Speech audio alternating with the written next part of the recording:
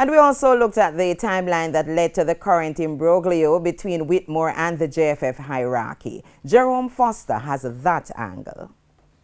The imminent departure of Coach Theodore Whitmore from the role was seemingly coming, following remarks made by JFF President Michael Ricketts recently.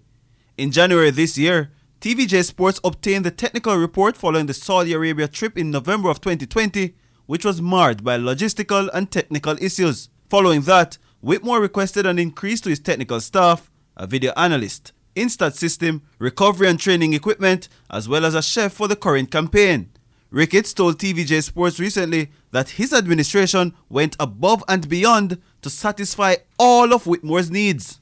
I am very bitterly disappointed that we have not done far better based on what this poor Jamaican country, this JFF third world country, would have provided. There was even a difference in opinion with Tappa's request for additional players to be available for the USA game in October, when he requested 27 players. There are a lot of things that goes into getting the players there. There are fees that you must pay to the players. There are accommodations. There are all sorts of things. So it's not just simply a flight. There are other expenses that are there. So are you saying that it would have been easier to carry other members than to carry 4 other players?